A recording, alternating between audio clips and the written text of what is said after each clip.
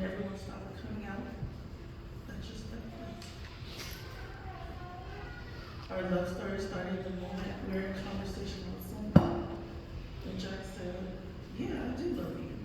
And even though he meant it like in a best friend way, it surprised me that he said something like that. So me, I was like, well, I love you too. But when I said it back, we both just looked at each other and knew it wasn't the best friend. I love you. We fell in love. Didn't even realize it. Fast forward to today. We are a family of 9. Jack, me, and our kids. Not Jack and his 2, not me and mine, but Jack and all of our kids.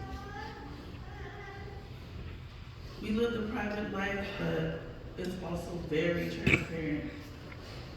We've always known that. When Jack stepped into my world, life was already happening for me. I already had a village in place.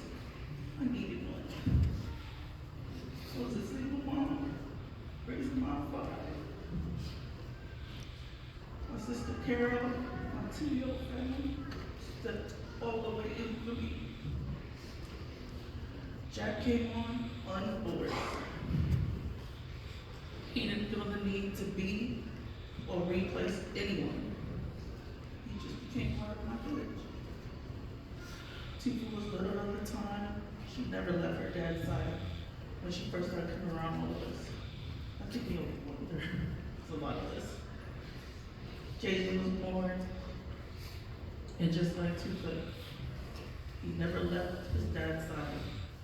Jack purposely raised JJ that way and Tifa to be close to him versus being close to me. From the beginning, we protected all of our kids. We protected us as a family. Our blended family wasn't the normal. So we raised our kids to lean on us and to lean on each other. It was only us.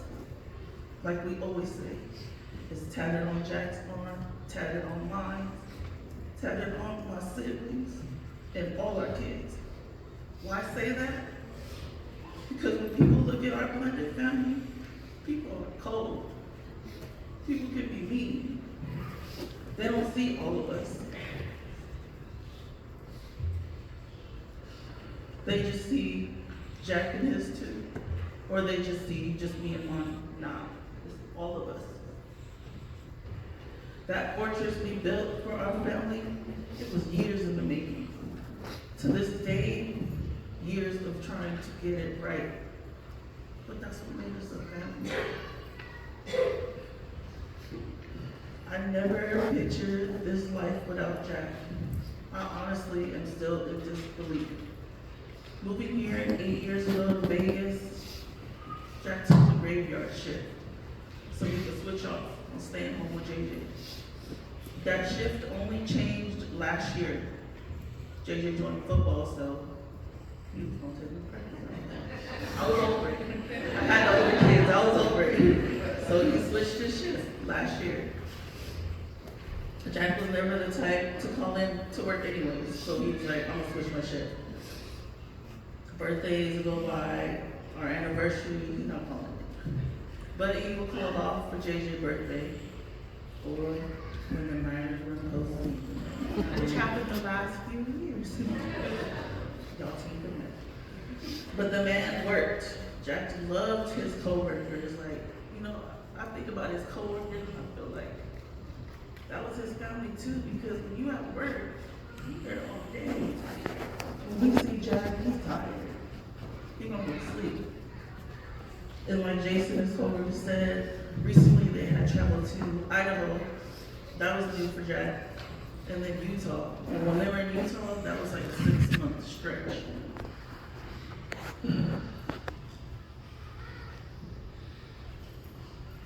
So even now, I feel like he's at work, or me and Jay say like, he just in Utah. I feel like he in Utah. And yeah, the reality did start to sneak in at home when it's quiet and that front door don't open. About 4:30 p.m. I don't hear him greeting Jay or Lena walking past the living room. My room door don't open.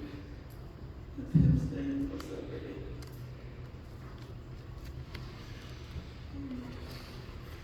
On days I'm irritated, I don't even say what's up back. Do Jack care? No. He don't always come in that door saying what's up to me. My attitude at home, as of lately,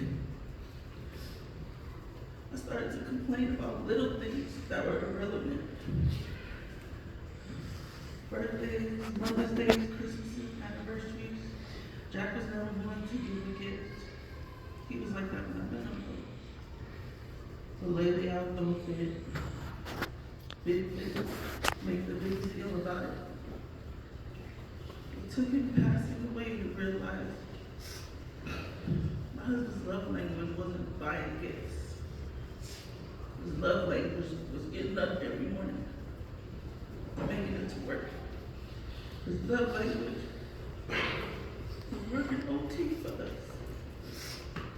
We could have enough, but Jack was just like, no, let's make sure we good. His love language was being like a silent partner in our marriage, so I could feel like I was running things. But no. All he had to do was say no, and it was no. His love language was being a provider for our family.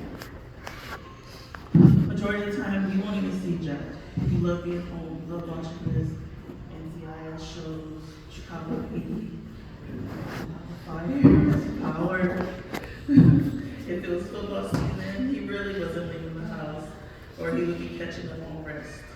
Many and plenty of times, it was just me and Jay, me and the kids. Every time Tuka visited, it was just me and Tuka. He would call in, or it was just me. When it came to get-togethers or functions, we had to travel, some trips, and events Jack didn't even make. But if it was a trip where he'd see his family, oh, he was good. He would immediately tell me, let's call in. Okay. That's one thing I saw and fell in love with most about Jack. He loved being around his family. I'm sure did not communicate it, but he loved y'all. The uncles, aunties, all the first cousins. He held so much respect for y'all. Jack never missed an opportunity to sit and talk, more so joke or laugh with you guys. And it was never favoritism over one. With each of you, he had the same sense of pride, same sense of love. Jack was definitely a different person when he was around you guys. I knew that he felt loved, he felt protected, he felt proud. Family functions, Jack knew I didn't need him to sit next to me and keep me company. I was just gonna watch him be him with his siblings, nieces, nephews, uncles, all his first cousins, and all their kids. One thing about y'all,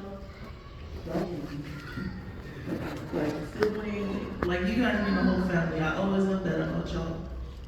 Always admired that. That made Jack proud. I see all of you and my husband. You all made him the strong, reliable, and respected man that I married. I miss my best friend. I miss my husband. I miss him being a dad. I miss him seeing him be a brother, an uncle. Mostly I miss seeing him be a father. Summers, the grandkids would come visit. They started coming visit. JJ and the grandkids, they stayed up late. But they would always purposely stay up late to wait for Jack to come in that door at 5 a.m. And then, sleep. I honestly feel like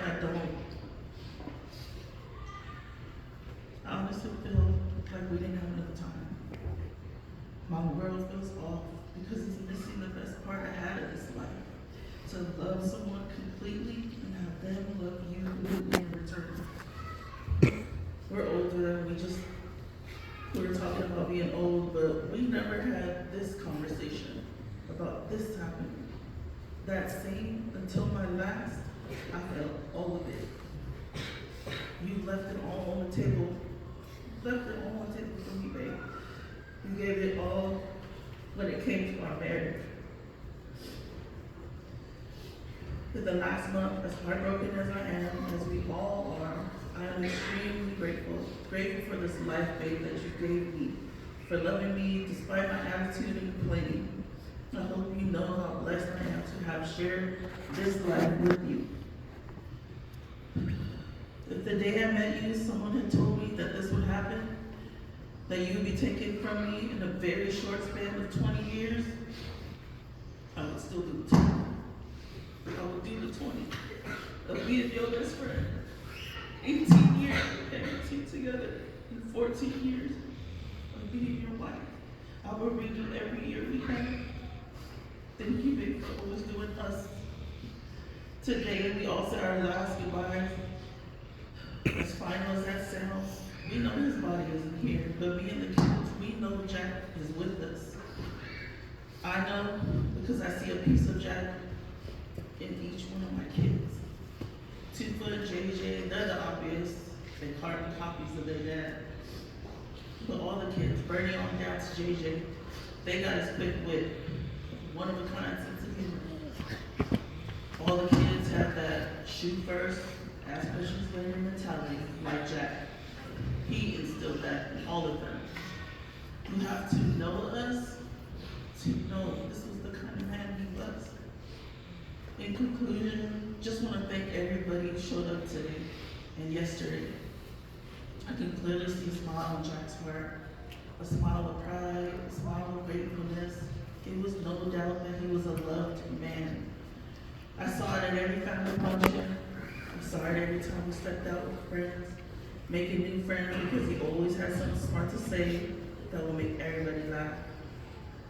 Like, I'm looking out like today and yesterday, I feel like it's like 95% of us that travel here. To me, that's unseen. I knew people were gonna come, but literally that many overnight, I don't know.